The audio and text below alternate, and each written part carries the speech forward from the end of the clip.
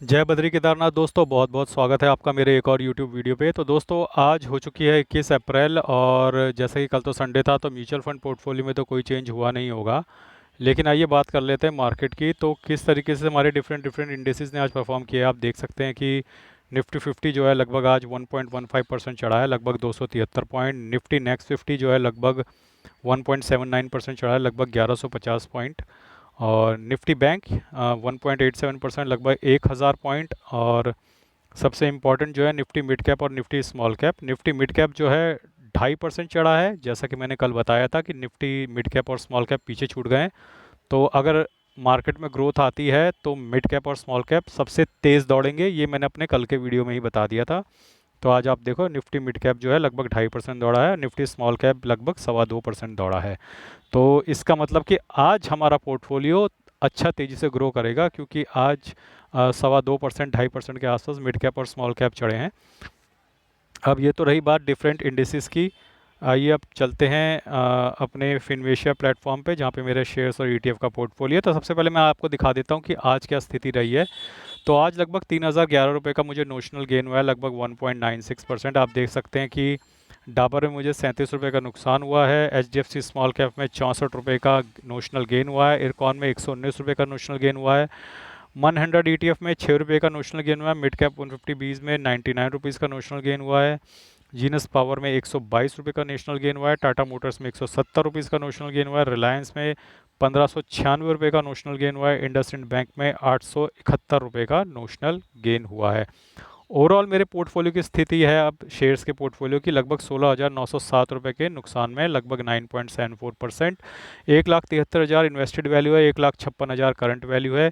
आप देख सकते हैं कि 13% के नुकसान में है Dabur, HDFC small cap ETF अब सिर्फ 3.5% के नुकसान में, इरकॉन 32% के नुकसान में, 100 2% के नुकसान में है, मिड कैप बीज ईटीएफ है almost no profit no loss पहुंच गया है, मिड कैप में अच्छी बढ़ोतरी हुई है आज।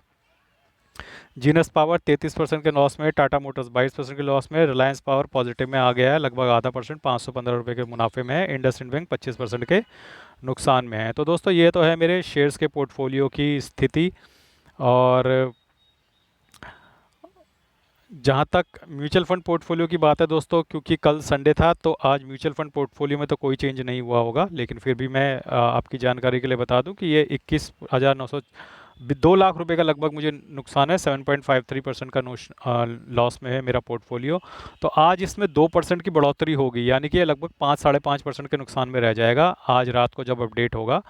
तो अब 5% के नुकसान में ये वाला पोर्टफोलियो रहने वाला है। और उसके बाद आइए आपको दिखा देता हूँ इंड मनी ऐप का जो मेरा म्यूचुअल फंड पोर्टफोलियो है। इंड मनी ऐप के म्यूचुअल फंड पोर्टफोलियो में आप देख सकते हैं कि मेरी जो एस हैं वो लगातार जारी हैं।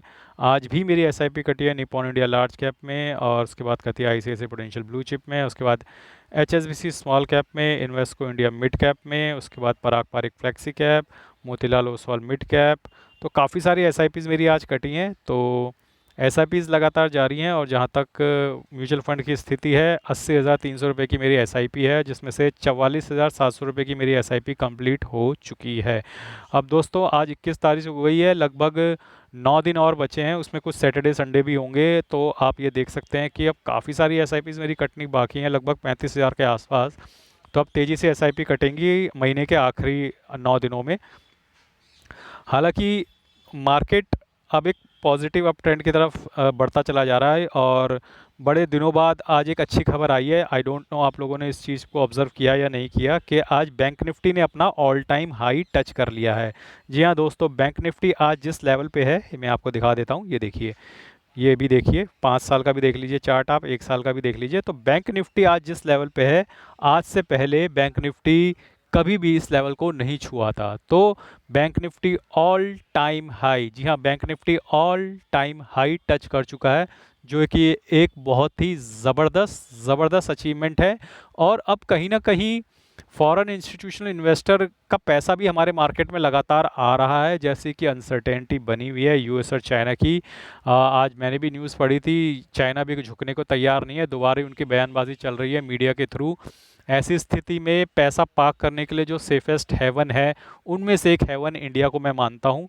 और मुझे ऐसा लग रहा है कि वो थ्योरी फ़िलहाल सही भी काम कर रही है, क्योंकि यहाँ पे इंडिसेस ने ऑल टाइम हाई हिट करना शुरू कर दिया है इंडिया में। जैसे बैंक निफ्टी ने आज ऑल टाइम हाई हिट कर लिया है क्लोजिंग बेसिस पे।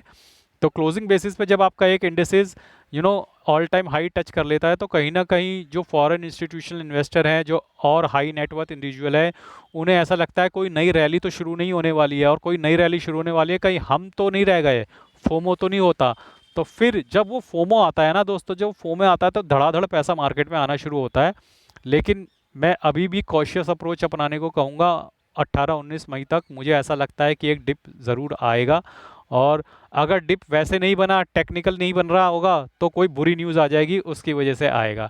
क्योंकि मार्केट सीधा चढ़ता चला जा रहा है। देखिए, मार्केट जब भी सीधा ऊपर की तरफ भागता चला जाए और सीधा नीचे की तरफ जाता चला जाए, इसका एक ही मतलब होता है कि ये ज़्यादा दिन तक ठहरेगा नहीं, एक रिवर्सल ज़रूर आएगा, और वहाँ पे समय लेकर ये दोबारा धीरे धीरे करके ऊपर की तरफ जाएगा। यहाँ पे बहुत तेज़ी से मार्केट ऊपर की तरफ जा रहा है, और बहुत तेज़ी से ही मार्केट ऊपर की तरफ जाए या बहुत तेज़ी से ही मार्केट नीचे की तरफ आए, दोनों ही स्थितियाँ ठीक नहीं होती हैं। दोनों ही स्थितियों में मार्केट अपने लेवल को अटेन यानी मेंटेन नहीं कर पाता है। तो आई थिंक एक बात हमें ध्यान रखनी पड़ेगी कि हमें कॉशियस अप्रोच लेके चलनी है। जब डिप आएगा वहीं पर लमसम डालना है। अच्छा डिप आता है तो अच्छा लमसम डाल देना, और फोमो में आकर बहुत ज़्यादा लमसम अब मत डाल देना, क्योंकि मार्केट अब स्ट्रेच्ड आउट जोन पे पहुंच गई है। अब कहीं ना कहीं इसको रिवर्स करना ही पड़ेगा। 24,000 आ गई, 24,002 तक चली जाएगी, 24,300 तक चली जाएगी, लेकिन अब इसको रिवर्स करना ही होगा। और अगर ये वैसे रिवर्स नहीं हो रही तो कोई गलत उल्टी सीधी खबर लाकर इसको रिवर्स करवा दिया जाएगा।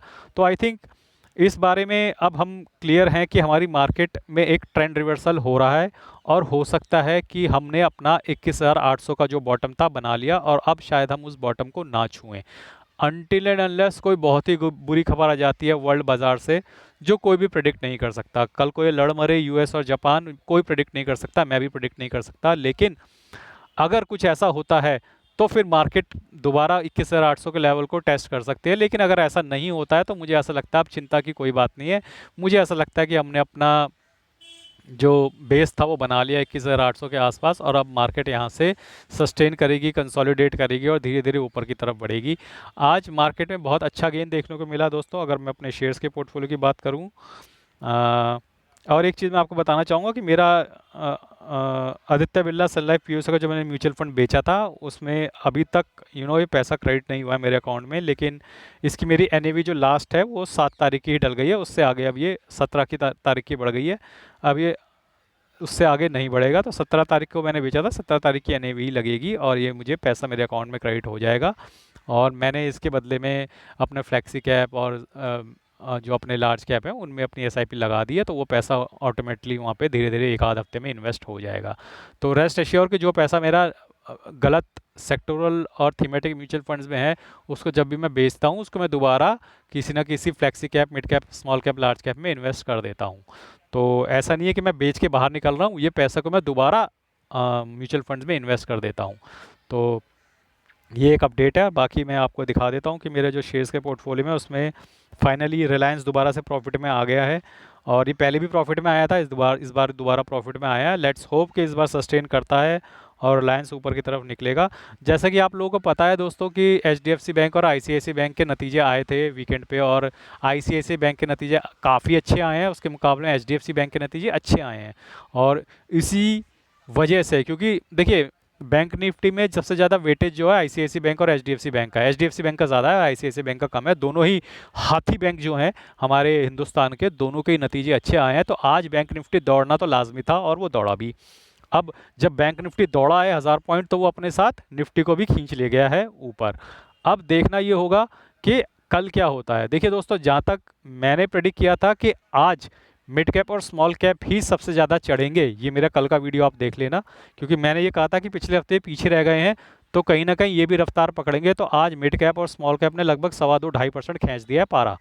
तो आज अच्छा मुनाफा होगा हमको अपने म्यूचुअल फंड पोर्टफोलियो में, क्योंकि आज लार्ज कैप भी बढ़े हैं लगभग 1.78% तक, मिड कैप बढ़े हैं लगभग 2.5%, और स्मॉल कैप बढ़े हैं लगभग 2.25 से 2.5%। तो 2.5% के तो मिड कैप स्मॉल कैप बढ़े हैं। और उसके अलावा अपना लार्ज कैप भी लगभग पौने 2% तक बढ़ा है। तो आज हमारा पोर्टफोलियो बहुत अच्छा ग्रीन होगा, 50,000 60,000 पॉजिटिव में जा सकता है। और मेरा ही नहीं, बाकी सब लोगों का, क्योंकि हमारे पोर्टफोलियोज में generally large cap, mid cap और स्मॉल कैप काफ़ी म्यूचुअल फंड्स होते हैं, और जब भी मिड कैप और स्मॉल कैप में रैली आती है, आपने देखा होगा कि हमारे पोर्टफोलियोज बहुत अच्छे से ग्रो करते हैं।